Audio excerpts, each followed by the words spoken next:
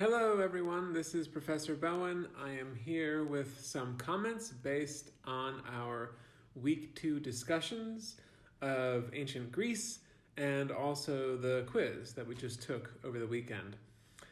In my comments, I want to focus mostly on the concept of the medical marketplace that generated some really interesting discussions, and I have a lot of thoughts on that. Some thoughts that you might not agree with, but nevertheless, I want to share them so as to give you a better sense of what the history of medicine is really all about and how the medical marketplace fits into the history of medicine as praxis. Before I get into this, just a brief note to all my viewers. I have some typed up comments that I'm going to read to you because I'm just that kind of person. I like to have things written out in advance. It saves time in the long run, among other things.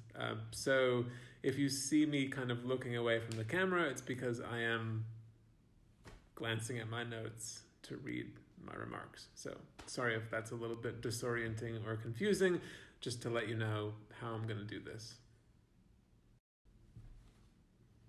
Okay, so in the comments for last week's discussion and also in some of the responses to the quiz questions, I saw that a lot of us argued that the medical marketplace as a concept is disadvantageous because in bringing a wide variety of healers onto the historical stage, it has the potential to mislead readers. That is, it allows for the spread of incorrect ideas and makes it possible for patients to be deceived and subjected to all kinds of unhelpful treatment. Both in the quiz and our discussions, I saw a lot of comments along these lines, and I've been thinking about them a lot. I've been trying to figure out why so many of us think that it's a bad idea to broaden our scope of analysis in a way that recognizes medicine's diverse, pluralistic nature. From what I can tell, the argument against this is at least partially based on fear. Fear that in reading about irregular medical practitioners, for example, magicians, astrologers, diviners, faith healers, and shamans, there's a potential that we'll be misled, that somehow we'll come to believe something that is false, or that other people will somehow be led astray in a way that causes them to make bad decisions. Obviously, this is possible, but it's also not what medical history is about. In this course, I'm not trying to teach you what constitutes good medicine. I'm not trying to help you distinguish between correct and incorrect forms of medical thought or practice. Also, like the vast majority of medical historians, I'm not interested in whether medicine gets better or worse over time. These kinds of questions are incredibly subjective and also judgmental.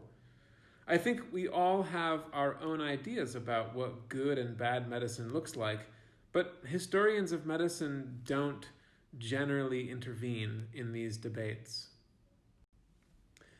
They don't look at things in terms of advances and setbacks. Instead, they want to answer some more general, fundamental questions. Why do people think the things they think? And why do they do the things they do? Or, to put it in history of medicine-friendly terms, we might rephrase this as, why do people believe the things they do about health and illness, and why do they make the therapeutic decisions they do?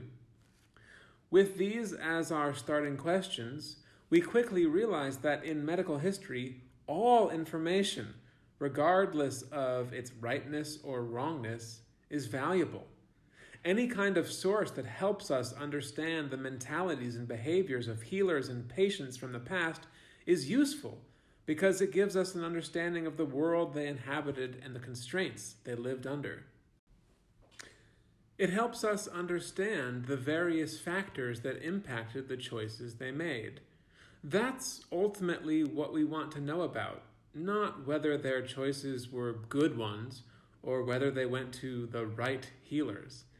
And this, I think, gets to my issue with the aforementioned criticism of the medical marketplace. The idea that this concept is bad because it allows for people to be duped rests on a dubious assumption. The assumption that the only kinds of sources that are valuable in medical history are the ones that contain correct information. First, to assume we know what's correct is presumptuous. Secondly, we shouldn't shy away from things just because we think they're incorrect, unreliable, or biased. Bias is not something to run away from. Instead, bias is something to grapple with. It is a thing to be embraced, at least in an academic sense. Social scientists and humanities scholars love studying bias because it tells us so much about people's views and the way they interact with the world. We're always asking questions like, what are people's biases? Why are people biased in certain ways and not others? Where do their biases come from? When and how do they change? How do people's biases structure their relationships and inform their engagements with the wider world? These are all incredibly valid questions, and since everyone is biased in some way or another, they are things we need to wrestle with. So let's do that. Let's embrace bias for what it can tell us about the relationship between medicine and society. Let's value the way it helps us understand healers and their patients as people who, just like everybody else, are influenced by the cultures they live in and the world around them. That's what makes the medical marketplace so valuable. It gives us the tools to get at some of these broader matters. In particular, it helps us see how the lay public and individual medical consumers shape some of the things that go on in medicine. Again, we're not here to determine what's right and wrong. That would be a betrayal of our purpose. Now, I mention these things because I could see some of these tendencies popping up in the answers to the quiz questions, particularly the second question. Again, I need to ask, why should we only look at accurate information? Why should we even approach information from the standpoint of accuracy versus inaccuracy? This is not that helpful in the history of medicine. Actually, it's counterproductive. In our analyses of the Hippocratic corpus, many of us concluded that what's important about these writings is how they help us identify the real causes of illness or the correct way of healing. But again, this is not what the medical marketplace is all about. It's not a tool for figuring out who was proficient and who wasn't. Taking this kind of approach leads to lots of erroneous conclusions.